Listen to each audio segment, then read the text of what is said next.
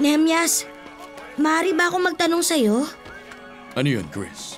May mga tao sa pinanggalingan ko na, alam mo yun, sabihin na natin na kagaya ni Sanballat. Kinukutya ka? Pinagtatawanan sa mga ginagawa mo? Oo, pero nakita kong hindi mo pinapansin sina Sanballat. Patuloy mo binubuo ang pader kahit anong gawin o sabihin nila para mapigilan ka.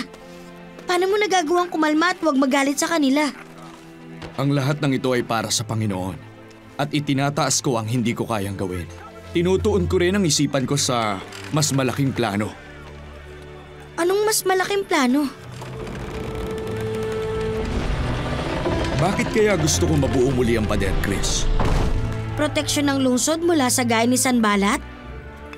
Magagawa nga yun ang matibay na pader. Ngunit ang malaking plano ay sa Diyos.